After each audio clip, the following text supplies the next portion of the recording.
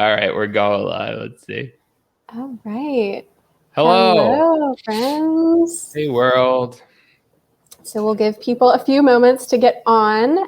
Where do we see the comments, Andrew? Sorry, I haven't used this before. Do they just pop up on the sidebar? Yeah, but on the sidebar. And I'll try to run it while you're speaking and vice versa. Okay, sounds good. So, all right.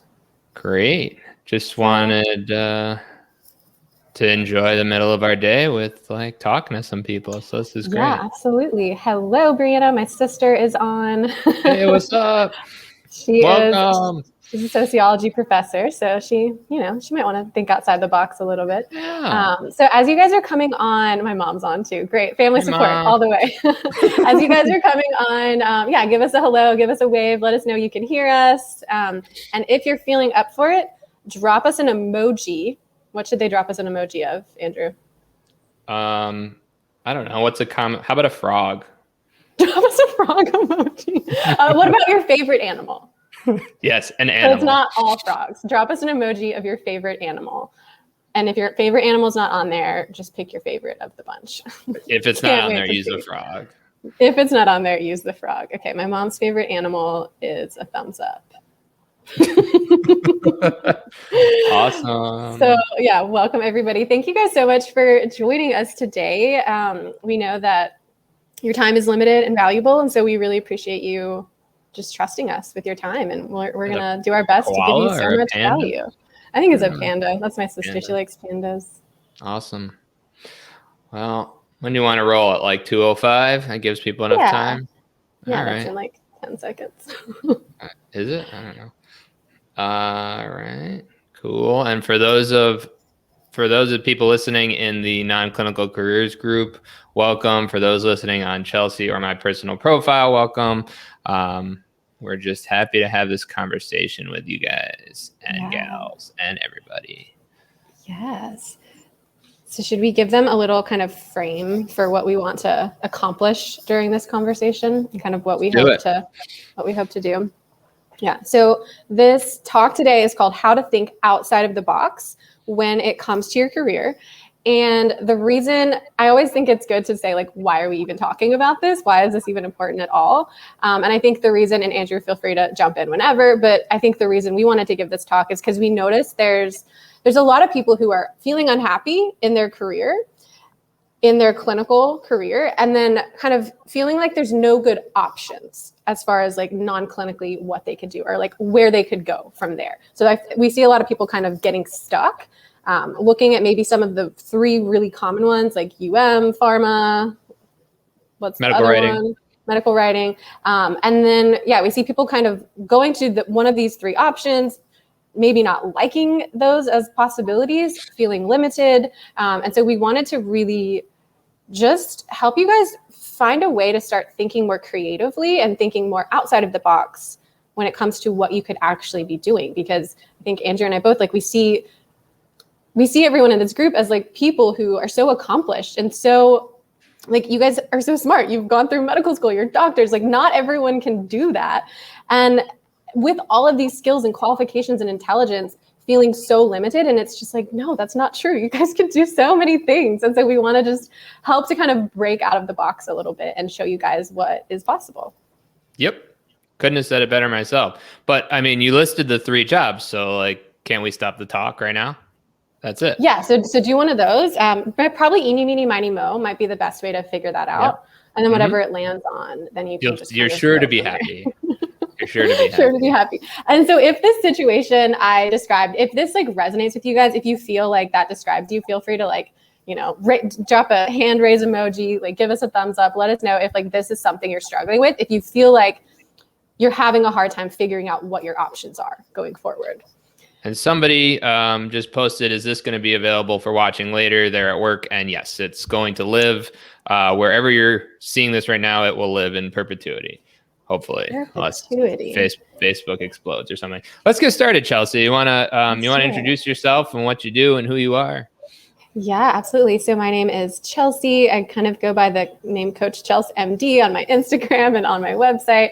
I am a career coach, also trained as a life coach. And the main thing I do is help healthcare workers, physicians, but not just physicians, also like PAs, nurses, pharmacists, all of that. I help healthcare workers who are feeling really burnt out and unfulfilled transition into a career that is more fulfilling, more enjoying, more authentic for them.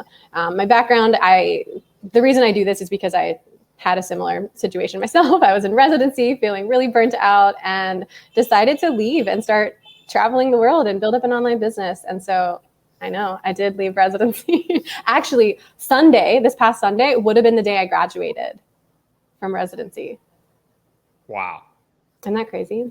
Yeah, but you're not all hung up about it. You're fine with it. Yeah, well, my friend, this is not relevant, but my first thought when I realized that was, oh, thank God, that's not what I did. But anyways, yeah. So that's kind of my little background story. I'm happy to share more if anyone has questions about that. But Andrew, you want to go ahead and introduce yourself? Sure. Thanks, Chelsea. So my name's Andrew Tisser. I'm an ER doctor at day and at night or whatever. I don't know what you want to call it. I'm a career strategist for early career physicians and other healthcare professionals. So it's kind of, I like to call it career coaching on steroids because we don't just do coaching. We do legitimate strategy as well. And I have a podcast called Talk to Me Doc for the early career physicians. And, about 7,000 other things that I do. And recently have become a father, which is probably the best side gig that there is. So most well paid too, right? So, yeah, net negative on that one, but we'll see how it goes. I got who knows what she'll do in her life.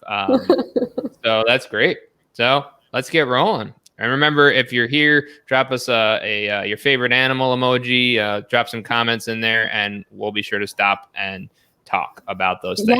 Yeah, we can totally make this interactive because this is for you guys. We've planned things to talk about, but I think Andrew and I are both happy to answer any questions, struggles. If there's something that you're struggling with career-wise, please let us know. You've got us on the line, so definitely feel free to make this interactive. Absolutely. So the fun thing, if you didn't read the teaser for this, is that Chelsea and I have very different backgrounds. So I still practice clinically. I still work in the ER, but I've developed a number of paid side gigs as well as different roles that I do in order to buy down my time and allow me to be professionally happy and thus personally happy coming from an area of severe burnout immediately after residency. Mm-hmm. And Chelsea quit residency. So there's no right answer here, right? So there's plenty of people that stay in medicine and there's plenty of people who don't. But let's get into the meat and potatoes of the thing, huh? Yeah. So because that's the thing. It's we each, there's kind of not a formula for fulfillment, but there's just a way to start thinking about your career. And when you do it in that way, it can take so many different forms. So Andrew and I both care about feeling fulfilled and feeling happy. I think we both care about that in our career. And that it just takes different forms for different people. What was Chelsea doing in residency? I was doing OBGYN residency. Yeah, it was a doozy. That's a tough one. It was. Looking back, it's why? Why did I think that was the goal? So when we talk about the box, I think we're kind of going with this metaphor because it just feels like the thing to do. And, who doesn't love a good metaphor? I think in order to figure out how to start thinking outside of the box, one of the important things to do is figure out what is keeping you in your box. And Andrew and I have talked about usually the things that are keeping us in our box is kind of a series of beliefs, perspectives, ways that you're seeing the world that can actually be limiting you. And if we can look at those a little bit and unpack some of those, you might be able to start seeing more opportunities and more, just more options for yourself. So that's kind of the general approach we were going to take. Yeah. And before we get into the box, because we like to be outside of it, so I'm going to stay outside of it for 1 second. I just want to make a quick point about career satisfaction and where that comes from, right? And the answer is within. No, the answer is certainly external and internal, right? So you want to be doing work that enthralls you. You want to be doing work that plays upon your strengths. And again, clinical or non-clinical, side gigs or a mixed match of everything, right? So that's one of the things. You want to be supported by your coworkers and or your boss if that pertains to you, or your own boss, or you're your own boss, because that's what's valuable to you. You want to make sure that you don't have any major deal breakers, right? So you have the perfect job, but your commute is 2.5 hours, right? I don't think that's the job for you, right? That's horrible. I commuted 2 hours each way in residency for a while, and that's a different story for another day. But I'm just saying you don't want to do that. A lot of books. You want to feel like you're helping others, right? And we all went into medicine to help people, right? But you want to feel like you're helping others. Some people can be a doctor and feel like they are not helping anyone at all, right? They can feel like they are just a cog in the wheel. They can feel like they're just a paper pusher, when in fact they're a doctor, right? So that's something. And then, like I said, using your strengths, and then you want to do work that aligns with your values. So what your values are, what matters to you in life. If they're misaligned, no matter how sweet the schedule is, you're not going to be happy, right? If you decide to do utilization management, but you're doing a lot of peer-to-peer work and you don't like that, and you feel like you're doing something wrong, or you work for an insurance company and you're denying a lot of claims, and I know there are plenty of roles in the insurance industry that isn't that way, but let's say you're doing that and that doesn't appeal to your values, you're going to be unhappy even though you work 9 to 5 and you don't work holidays, right? So let's step in the box. I just wanted to make I love that. No, I love that list so much. I hope you guys were taking notes, or go back and take some notes, because I think that's a lot of value. You just gave that whole list. And one thing I'll add, and I think it just goes right into the list, is like a career that allows you to be authentically you. And I don't know if that's something you've noticed with your clients. And I think it's like when it aligns with your values, when the work enthralls you, when it plays to your strengths, you do feel like yourself.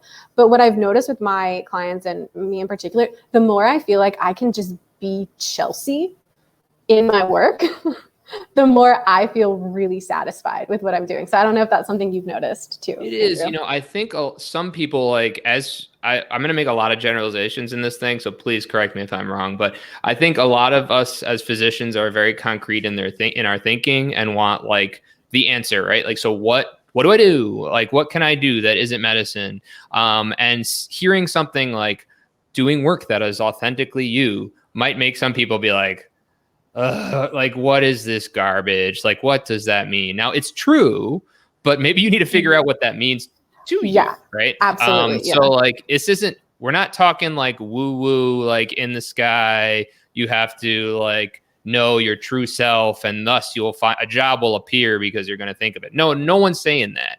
But we're saying is that you have to do work that matters to you, that allows you to be yourself and allows you to be aligned with your values. So I just wanted to make that distinction before we just like lose all the listeners because they're like, that doesn't mean anything. Yeah, well, it's like when you follow those things that you talked about, when you are doing work that's aligned with your values, when you are using your strengths, like that's you getting to be you. Mm-hmm. Exactly. So that's the concrete, and then kind of the feeling of just, and I think we all know like what it feels, or at least, I don't know, maybe we don't, what it feels like when you feel like you're wearing a mask versus just being you. If you don't know what that feels like, that would be something to think about. But we can jump in. Let's jump into the box. Let's talk about this box. What is the first thing that we think are keeping physicians in the box rather than outside the box? Should we just go straight to the money thing? I think we'll just go straight there. I think we should talk about money. Okay, so I have to match my clinical salary right away. Yeah, you do. Box. You just do. Box. So I think that's a big thing that I've seen and that Andrew has seen. I'm sure, like, how many of you guys feel like this, right? That you want to find, when you're looking at other careers and you're looking at it from the lens of, okay, I make this much right now as a physician. What is something else I can do also making that much? Okay, nothing. All right, well, I'm stuck. Career search over. Or one of those three things, right? Or the three things that's it. I when I was at the worst of my burnout, I would Google like how to replace my salary, and not like, like I would just look stuff up, right? And you wouldn't get much, right? Or you'd be like, try some surveys on the side and make $7, right? Yeah. So that's the big thing, right? I mean, we're talking people that have 3, 4, 5, now $600,000 of student loans, right? Potentially. We're talking about people that have big mortgages. We're talking about people that have families. We're talking to people who have, maybe they upgraded their lifestyle and are living high, right? And you know what? That's okay. But the thing of it is, there are a lot of possibilities that allow you to replace your clinical income that are not on that list. There are also a lot of possibilities that perhaps don't replace your clinical income, but have other added benefits, like more time off to allow you to develop other side gigs, right? Like benefits that we normally don't get, like profit sharing, stock options, all kinds of, and then there's also growth, right? Because when you get out, your salary cap as a physician is pretty static. There's not a lot of movement to go up. Whereas in some of these alternative industries, there's a lot of movement. So that's one thing. But then the other thing is, why do you necessarily need to immediately match your income? Yeah. And I think like all those things that you said, and I think that whole approach is having a really short-term vision, whereas I think it's more helpful to take a longer-term vision of like you said, there's certain positions you can go into where you're not salary capped, so you can get promoted, where you can maybe even get commission, where there's other streams of income, or where that buys you more time to where you can. So it's like if you're thinking you have to match your clinical salary right away, you might be limiting yourself because you're just thinking so short term instead of having more of a long game in mind. Or like, can I start investing in real estate? Can I start like building up, passive income through that way? And then I don't need to match my clinical income because I have this amount of passive income. Like there's so many ways to like get that long vision. So many ways to get the long vision. And that way you're not limiting yourself from the get-go. Also, let's be clear. We are not saying you need to make less money or take a pay cut. I didn't at all. I didn't say that. I make more money. Yeah, you do not have to take a pay cut. It's just like, it can be more of a gradual process. Like I think, Andrew, you've kind of been doing this, like gradually decreasing your clinical hours while increasing your side gigs. And it doesn't have to be this like all or nothing right away, take a pay cut, start making less money, live in poverty, don't be able to, like it never has to be the case. No. And then the other thing is, what is it costing you to stay in your current position, right? Non-monetarily or monetarily, right? Like maybe unfortunately you've developed a pretty nasty drinking habit because you're so depressed. I don't know, right? But like, so that's a money version. Or what is it costing you in your relationships? Maybe your relationships are deteriorating and you're heading towards, God forbid, a divorce or something that wouldn't have happened because you're such a miserable person to be around because you hate your job, right? Like I was miserable when I was in the worst of it. And my wife was just like, you got to stop this. You got to stop every day trying to figure out how to escape from medicine, right? What's this long comment? Salary is one thing, more so when you have student loans. Another could be that we are conditioned as people who went into medicine to feel that clinical medicine is real love this. Is real medicine, and that's altruistic and sensible thing to do. Physicians are not trained to be businessmen or women. They are taught to feel that money is not something that should be a goal, although practically it likely should. There is like, we have like a whole nother live from just this comment. Yeah, no, literally there's so much here and that is so accurate. But first of all, like there is nothing wrong with wanting money. I love money. In and of itself does not make you unaltruistic. Like you're not doing anyone any service. You can't serve people if you are broke and miserable. The best way you can serve people is when you have resources. So you can use money as a resource for good. It can be great. Like when good people like physicians have money, the world is a better place. Right. Because you can use your money for good to support your community, to support other business ventures, to support whatever you want, right? So money is not inherently bad, right? Money is just a representation of value is what money is, right? Money is a tool. And so clinical medicine is real medicine is I mean, I think the people listening in this non-clinical career group know that that's garbage, right? What is real medicine, right? What is a real doctor? Is a real doctor someone who works 85 hours a week, has 4 divorces, never sees their children, is miserable, but makes $500,000 a year? I don't know. Is that a real doctor? I don't think so. Yeah, and I think that comes back to your values too, right? It's like deciding like what do you want to stand for? What actually matters to you? Does it matter to you that other people think you're a real doctor, or does it matter to you that you feel really good about the way you're showing up and helping people? And only you can decide what that looks like for you. But I think, yeah, that can be a values Exactly. thing to go back to. I agree. And maybe having a ton of money is one of your values. And that's fine. Who cares? Like, we're not mad about that. Right? Like there are one quote I love: when you're shoulding yourself, you're shaming yourself. So if you're saying like, I shouldn't care about money, but like if you do, why would you tell yourself you shouldn't? If you do, there's nothing wrong with that. Like care about what you care about, and you don't have to should yourself one way or the other. And we all have these like messed up money beliefs, right? Like I have them too. Like So I've messed been up. working on them for a long time because like I had this crazy poverty mindset growing up, and still to like we were in a store, my wife and I, like a year ago, and she was looking at this candle, and I was just like, well, I could get it online for $5 cheaper. Like that is the stupidest thing.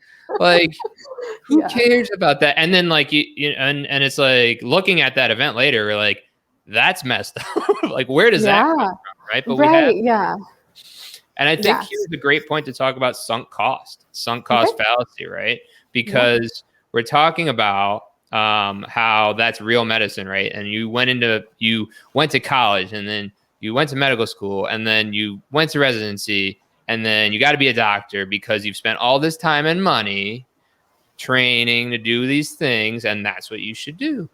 We have the next comment is about like identity pieces where it's hard to separate that identity, and this is such a real thing, right? So many of us get our identity from like the white coat and having the stethoscope around, and I even still I'm like, who am I now that I don't like have that stethoscope around my neck and wear scrubs? There's definitely a huge identity piece, and not that you have to let go of the identity of being a doctor, but in some ways, an identity can be another box that you put on yourself. Yes. And so if the identity is no longer serving you, so if holding on to this identity of like, well, I have to be a real doctor, I have to be a doctor, if that's causing you pain, if that's causing you to stick around in a situation you otherwise wouldn't stick around in, then it's time to think about like what that identity is costing you. And just knowing like that identity is another box. You can evolve your identity. You can let go of your identity. I think something else they said, focus on being a leader, a mentor. You'll always be a doctor. Like, yeah, you don't have to get back your degree. They don't force you to get back. That's yours. No one's asked me for my diploma yet. So like to be continued, but. Well, that goes to the part of like, this is a job, guy. Like I've been trying to make an effort to stop saying guys, but like people, this is a job. Right? So this is a job. I say friends. That's how I address groups. Well, friends is good. Friends, this is a job, right? I'm sorry to tell you, as noble as you want to make, like this is the noblest of professions, and et cetera. This is still a job, right? Mm-hmm. You go to work and you get money for it, and it's your job. It's not you. It's not you're like Andrew is not like I'm a doctor. Yes, but like being a doctor has nothing to do with my core identity, right? I'm a father. I'm a husband. Wow, that's my sister. Oh, that's nice. Yeah, you guys are. But yeah, like I'm a father. I'm a husband. I'm all my other things that I do. Podcaster. I'm a podcaster. I'm a small business owner. I'm all these things, right? But all those things come together to make my identity. One of them being eliminated doesn't remove who I am as a person. Yeah. Diversify your identity assets. Yeah. And just like, you're just discounting yourself if you think all you are is a doctor. I think Andrew's just showing that like, you're so much more than that. Mm-hmm. And so this is partly what this whole thing is about, is like, you have so many more possibilities than just that one hat that you wear sometimes as a doctor. And Also, obviously doctors have it harder, like physicians, because our job title is right in front of our name. Like you introduce yourself, like Dr. Tisser, Dr. Turgeon. No one really introduces themselves as like architect Ted Mosby. I mean, he did in that one episode. but like, yeah, of course. So it makes sense that your identity is entwined with it. So we're not like blaming anyone for that. It's just like, we can also start to expand your identity, release some parts that aren't serving you. It can be fluid. Exactly. I think another point about staying in the box, like hit us up with these comments because this is great stuff. This is so Thank good. you guys for being so open about this too. Obviously, this isn't like easy to talk about. So, and there's probably gonna be so many more after this is over. But the next thing we want to talk about is we have to use our medical degree in our next job. Like you must, right? Because again, some costs, right? You put all this money and time, you got to use your doctorate in medicine to do something. Yeah. Right. Yeah. So I mean, I think you have to. I think there's like, I think there. So I got into a little bit of like a back and forth with some people in the Facebook group about this, and so I want to like super clarify. Like, you can, you absolutely can use your medical degree, your medical training. Like, you can directly use it. You can indirect. Like, there's absolutely nothing wrong with using it, and I also really understand that it feels like starting over to not use it. Like, it feels like, oh, but I put all this time, like Andrew was saying, the sunk cost, I put all this time into it. I don't want to have to start over. I kind of lost my train of thought. I don't know. Okay. Those things. Well, you don't have to start over, but you can. Yeah, no, I mean, you don't have to, right? So you can, right? I think a lot of people at least those people watching on the non-clinical career hunters group are also stuck in this mindset of, I hate medicine. I must transition to a non-clinical career. That is my only option, right? Mm-hmm. That is an option. Another option is restructuring your clinical career. Another option is, here's a great example. I had a client who was, I'm not going to say what specialties, because he was like triple, quadruple, mega boarded and all kinds of things, right? And he was miserable. And what we did together when he started working, he wanted to use one of his specialties, but he wasn't using it enough. And so he transitioned to a different hospital where they didn't have that department, created a department, right? And now is super happy doing that. And he does his other specialties a little bit on the side, right? So his secondary specialty became his primary specialty as the head of a new department, and he gets to recruit and he gets to build this department, and it is super fulfilling for him. Whereas before he was just like a grunt, being super unhappy, getting worked into an early grave, right? So that's one way. Yeah. Another way is what I do, right? Like, I buy down my time doing my other things. I still work, or you can do other things, right? Yeah. I'm sure you have plenty of examples yourself. Yeah, it's like, you don't have to throw it all away. And so I think that's why it's really important. And I think both of us do this with the clients that we work with, is figuring out why you're unhappy. Because just jumping into another thing is not necessarily going to be the answer if you don't understand on a deeper, like not just superficial level, why you're really unhappy. And so once you can make those distinctions and figure that out, then you can figure out, like, do I need to use my medical like training in some way? Like, will that be something that makes me happy? Or what I realized personally is, I'm just not really that interested in science. I'm just really not. And to force myself to use that, it would seem like an unfair punishment, So you don't have to use it, but you absolutely can. And you can get creative. There's a whole host of ways to do it. Also, you're still always using it because it's something that you've done. Like, you're still always using the things you've learned. You are the person that you are. Like, your medical training is kind of part of you. And so it's never a waste. Like, I never have feel like I literally used my medical training today for a crisis that I had. So you still always use it. It's never a waste. I think it's more of a waste to keep doing something that makes you so unhappy. Great. And here's a little secret. I know everybody's going to hate me for this, but you might not like utilization management. You might not like it. Everybody's looking for a UM job. but you might hate it, right? Or you might love it, but you need to know what you're looking for. You need to design a career that's based on your strengths and your passions and your ideals, or at least not your deal breakers, or you might be unhappy, right? Mhm. Everyone's like, how do I get into UM? How do I get into pharma? How do I get into this? And then we're seeing this like, especially with COVID, we're seeing a lot of people trying to transition into such things, and you might hate it. And Yeah. what's the point of going through all this to then be miserable again? Right. Yeah. So that's what I've told people a lot of times. You don't need a new job. Like, that's not the answer.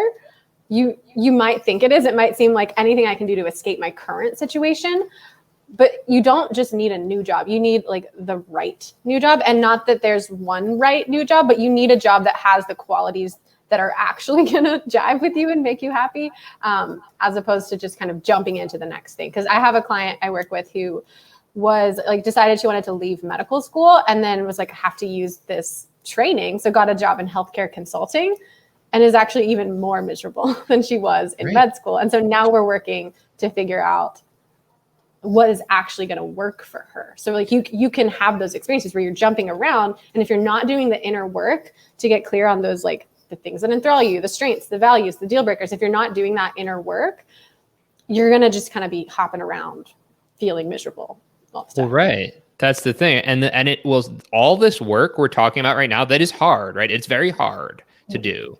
But when it's done, you'll be able to use it for the rest of your life, right? Because your next job is probably not your last job either. Yeah. And like I like to tell people, your first job is not your last. Your second is probably not your last, and probably your third either, right? But if you know like what you're looking for and what matters to you, then you can probably use all this work that we've done to get the next position. So yeah, I don't know where that came I think from, there's a model. No, I totally love that, because I think the way it used to be back in the day, I don't know when that day was, but it's like people used to go to college, maybe do graduate school, whatever, get your job, and then you just keep that job till retirement. And I think that used to be the model. I don't know. I didn't like live back then, but I think that's, I don't even want to say our parents, maybe. Oh yeah. Just kind of aging backwards doing that whole thing. But, but that's not really the way it's done anymore. Like globally, like people are pivoting careers, they're changing. Like it's not necessarily normal to stay in the same job your entire career. So there's nothing wrong with you if you're wanting to make a change. It's just like actually the vibe these days. It's the vibe. And some physicians, not some, and many physicians vote with their feet, right? They leave instead of trying. What does that mean? It means that instead of trying to change their current situation, instead of trying to make their job better by like going to their boss or talking to people, et cetera, they just leave. And that's okay. But a lot of docs do it that way. And nowadays, like especially in the field of emergency medicine, you're expected to have your first job for less than 2 years because of the way the field is. So it's really interesting how that goes. But the other thing I wanted to talk about is let's give them a really hard hitting content piece right now. I want to give them something really valuable. And that is, Chelsea, I'm a doctor and I have no other marketable skills. So what do I do? Awkward. It's really awkward. I mean, I hear you. I want a job that aligns with my values and my strengths, and I want to do something that isn't pharmaceuticals or medical writing, or I guess telemedicine or some of the other like top 10 things. But like, I can't do anything else because I don't have any other marketable skills. And so like, give me the answer. Yeah. So that is just a straight up limiting belief. So first of all, like marketable, you can market anything. Like you can learn how to market any of your skills. So first of all, let's just assume that you are an infinitely resourceful person. And this is something I do with my clients during our first episode. Our first session is like, I just help them see how freaking resourceful they are. All the things they've gone through, all the things they've done. Like you have to just give yourself credit and understand and assume that like you went to med school. How many people don't get into medical school? You went to residency. How many people don't get into residency? If you practice medicine, you have endless marketable. Exactly. Laura, yeah. And Laura, thanks again for allowing us to do this. You run an amazing, amazing group. But yeah, Laura McCain says, if you practice medicine, you have endless marketable skills. And yeah, I wish we could like make that explode across the screen. But yeah, sorry to interrupt you. Keep going. No. Like, I love that. And I think Laura did a live that's probably still in the group too, about how to kind of do the marketing part of those skills. So I think it's about, she like did like how to talk about your transferable skills, because sure, that's like an art to figure out how to market them, how to talk about them. But I think before you can even go digging for what the skills are, you have to understand that you have done things, you've reached a point in society professionally that so many people have failed to reach. And I just say that so that you can know, oh, maybe I do have some shit. Like maybe I do know what's up. And so once you kind of start to see yourself differently, because I think you can get so beat down by the system, by your day-to-day, by your burnout, that you can just start to feel like crap about yourself. But just kind of zooming out and being like, whoa, compared to like almost anyone, you're like in the top 1 percentile. That's for sure. So yeah, you have endless marketable skills. I don't necessarily have any tips for what they are and marketing them. Do you have any of those? I'm just kind of like a general hype girl. I think this comes to this comes through all the time, is like, I can't do anything else because I don't know what else I could even do. There's a comment here from Laura again, another lie. All I have been doing is practicing medicine. I have no accomplishments that'll help me sell myself. And I agree, that is a lie, because that is garbage, right? That's nonsense. You have, as an MD or a DO, you have the most marketable, if we're using this word, degree that there is. You have a degree that is super desirable, that is leverageable in many different ways, right? And I give a talk sometimes to my wife's residents about like designing careers for yourselves, right? And I say, what are some non-clinical careers? And then I just start like listing things, and then it gets smaller and smaller and smaller and smaller, because it's like 10 slides of just a million things you can do, because like whether or not you leverage your degree or not, you are a desirable person to the rest of the world. You have accomplished so much that people will never do. Becoming a doctor, this is also a secret, is hard. It's very hard, right? Getting through residency is very hard. Being a practicing physician, sometimes it really sucks. It really sucks, and it's hard. So you can do hard things, like designing a career that makes you happy. Doyle has a podcast about that. We can do hard things, people. All right. Yeah. I'm trying to think of some examples of like marketable skill, or like ways that you can look at some of the things that you've had to learn. I know like Laura has that talk you guys can look at about that, but just like ways you can look at just all the things you do on a regular basis, like thinking of like the critical thinking skills for coming up with differential diagnoses. Like that's huge. The way you like in the ER, Andrew, like you have to kind of be able to put people in all these different places. Like you have to kind of be able to sort and sift where everyone's going and all the different things. And so that's like a skill that can help in operations and in businesses. Like there's so many, like those are soft skills, I think. And then that's not even going into like the hard skills, soft skills and hard skills? I don't know, but like how to lead a team, how to interact with people, how to deal with like troublesome bosses, right? If you want to look at the as administrators that way, right? Those are all skills. We've got a couple comments here. Prioritizing. Yeah, that's a good one. Prioritizing to-do items based on now, later, sometime. How good is your prioritization system? Because you can tell, like in the hospital, everything's urgent. So you can really be good at figuring stuff like that out. Like these are things that are such valuable skills in any team situation, in any business. Like you got it's true. Great stuff. Probably writing skills. I don't know if you guys like writing, but how many notes do you write a day? I mean, but like some people could have good writing skills. Yeah, I don't.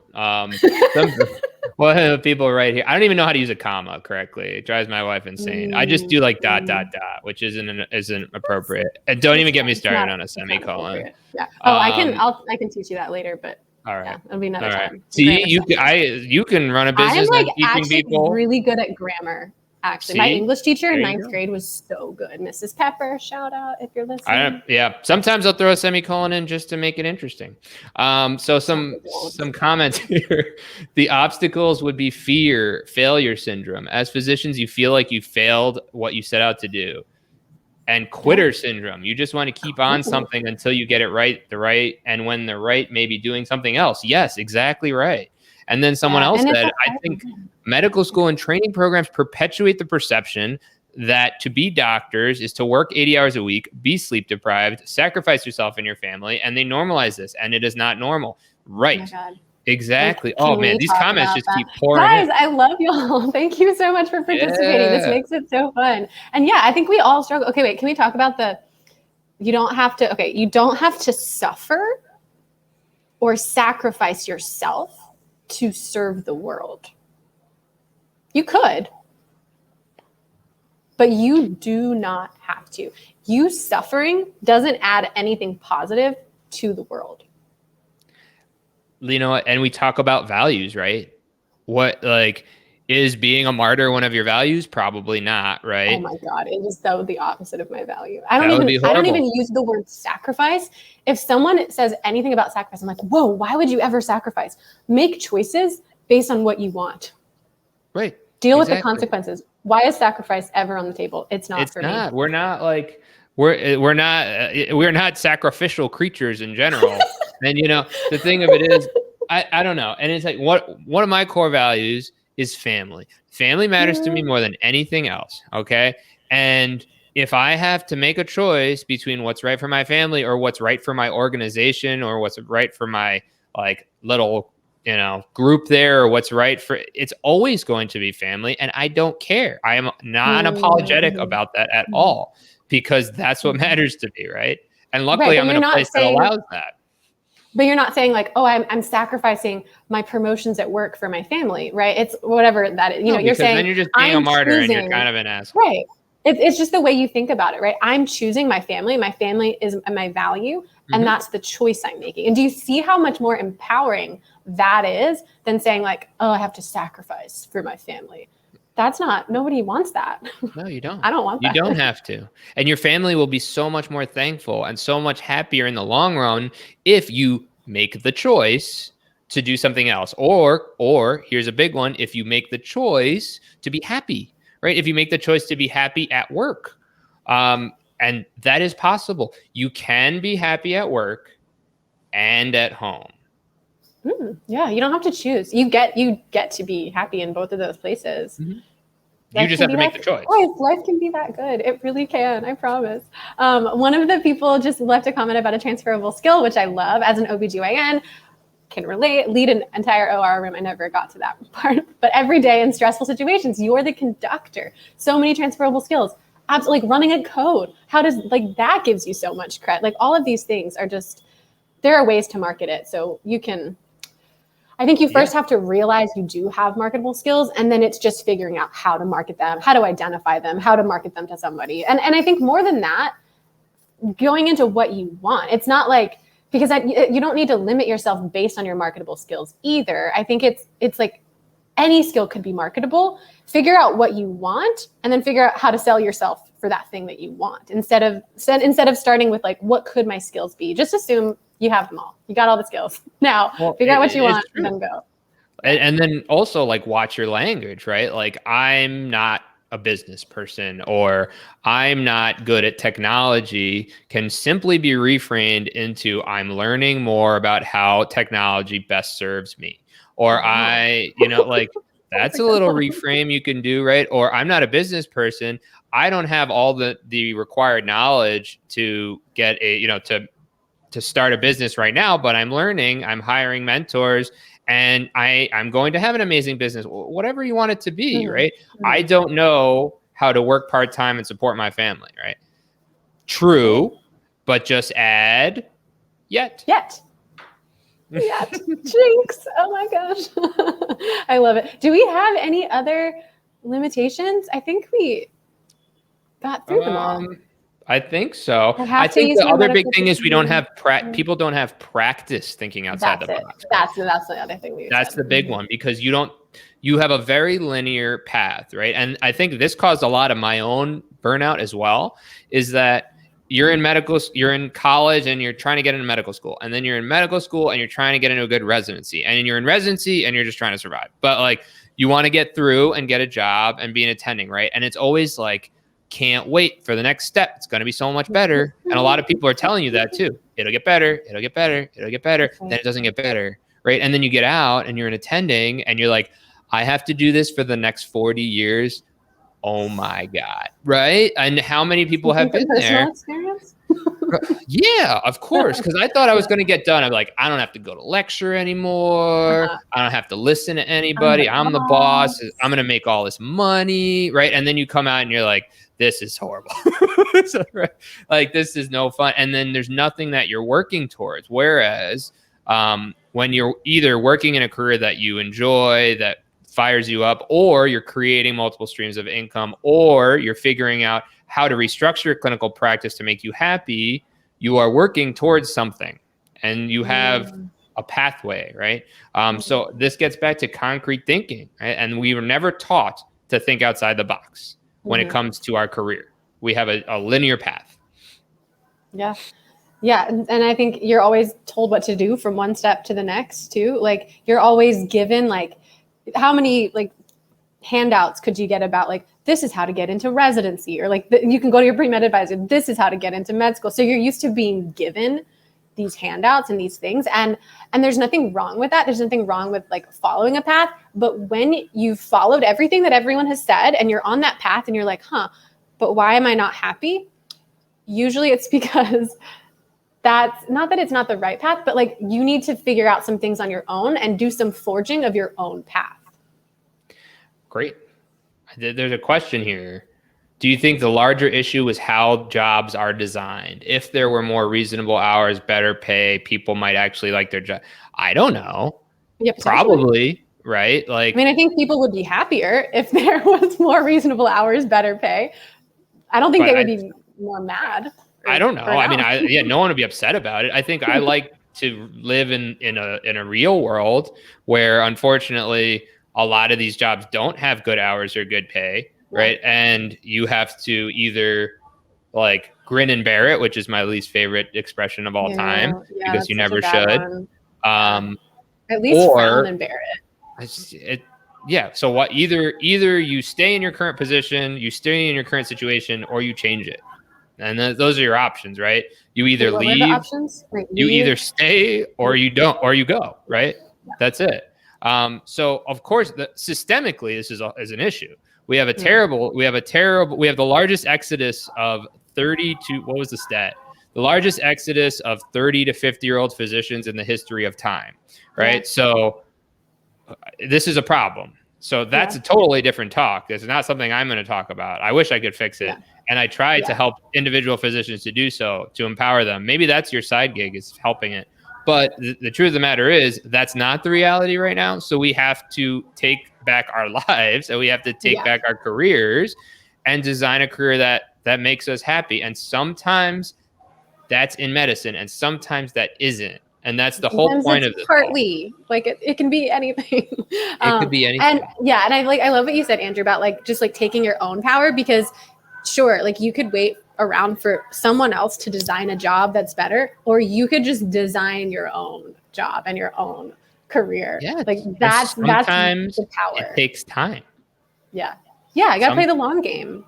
That's it. Sometimes it takes time. And sometimes you're not going to have it right. You're not going to replace your salary right away. Or sometimes you'll just be able to cut to part-time and then drop your hours. Who knows? But the point of this whole talk is that once you start thinking about possibilities, and once you start designing a career that makes you happy and fires you up, it's interesting. I don't know if you've seen this, but like I've seen with my clients, once they're very clear on what they want, opportunities seem to just come out of nowhere, right? Out of nowhere, right? But it's not really out of nowhere. Well, because then you can see things that you weren't primed to see before. Once you are clear on what you want, you do this inner work that we talk about, that we have frameworks to help you guys with. Like, once you're able to have that clarity around what you want, you're much more able to see opportunity. What is it like? There's that video. If you guys have ever taken a psychology 101 class where they're like, in this video, count how many times the basketball is passed back and forth. And so you're watching this YouTube video, you're counting how many times the basketball is passed back and forth. And then they have you watch the video again and they're like, did you see the giant gorilla? Yeah, and exactly. so then there's a giant gorilla that walks through and you didn't see it before because you were so focused on the basketballs and counting. And so like, that's what we kind of help people do, is expand their focus, expand like their vision so they can see more things. You can see the giant gorilla that's coming at you that wants to hang out with you instead of being so narrowly focused on something else that doesn't. Right. And I want to make the point too, is that, and then we help you go get it. Right. And it's not just like, okay, I've done this inner work and I've created this theoretical framework of what I would like in a career. That's cool. No, but then people actually go and do those things and do the hard things because they've done the work, right? And I mean, I think it's that I forget the name of the effect, but you know, like if you're looking to buy like a Honda Pilot, I don't know why I've never owned a Honda in my life, but you know, if you're looking for a Honda Pilot, you just see Honda Pilots everywhere you go, right? The reticular activating system. Yeah, that like, primes you. Mm-hmm. Sorry, I'm a simple ER folk. I don't know that stuff. Yeah. Oh, if anyone did Dr. Najib for neuroscience, that's where I remember that from. I can still like draw the whole brainstem. Yeah. Crazy. Dr. Najib. Really that's rough. But right. So like, if you know what you're looking for, you're going to see it everywhere. You're going to see opportunity everywhere. So yes. That's what I got. And then now we're going to list. Take a bow? I think we're just going to list all the options for people so that they have the answer. You know, all the different careers you can do. And okay. So you guys have a couple hours, right? So here we go. Yeah. Okay. Alphabetical, or should we do it in order of compensation? I pull up my PowerPoint for the residents. It has all. So that, you know, I think that's the point of this talk, right? So we had our learning how to think outside the box, the major issues that keep people in the box, some really wonderful user comments here that helped this discussion forward. But, you know, this is just to be, if you guys like this content, if you really enjoyed it, you know, let us know. We're happy to pop on here and talk again if Laura and John graciously allow us to do so. And, you know, we're always here. Chelsea and I are both quite responsive to messages and emails. So we're happy to be your hype squad, guys. You guys can do this. Like, the thing is, what I would love people to take away is, like, it's possible to not hate your job. Yes. Right. And so if you are hating your job, like, you don't deserve that. You deserve to actually enjoy what you're doing. I think that's just it. Like, if you know you deserve that, then you'll figure out a way to get what you deserve. And that's exactly it. That's what it says on the front page of my website, is helping early career physicians and other healthcare professionals create and design the career they deserve, that they've earned, right? Yeah. You've earned it. So go get it. Just do it. Make it better for yourself. Right. Yeah. We can list countless examples of people that have done extraordinary things that either are medical or are non-medical because they decided to do so. And that's the point of this, you know. Stop Googling what can I do to replace my clinical career, right? I did it myself. I even went and shadowed an aesthetics person. You know how terrible of a fit that would be for me? Yeah, I was like, this is really cool, but I would be horrible at this. Yeah. So, you know, go get it. There's a never ending list of things you can do. Yeah. And if you need help, like, let us know.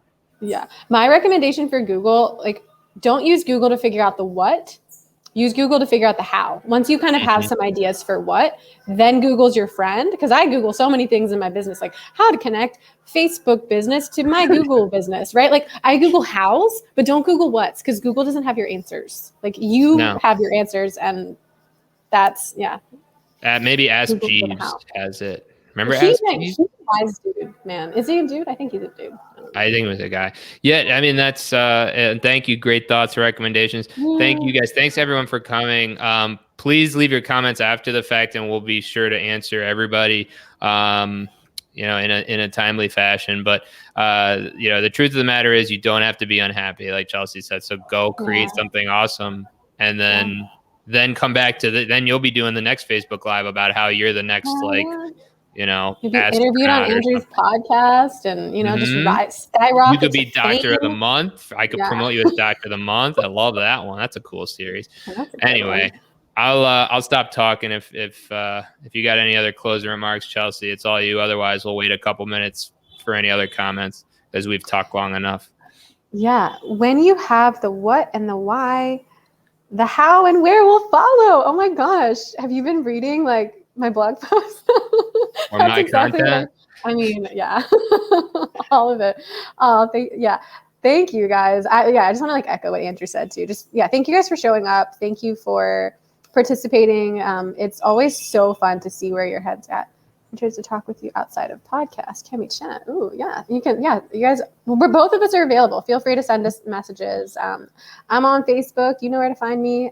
Very motivational. Thanks for doing this. Laura, thank you so much for allowing us to do it and giving us this platform. We hope we did you proud. And yeah, I think we just want to see you guys and everyone like know what you're capable of, which is anything.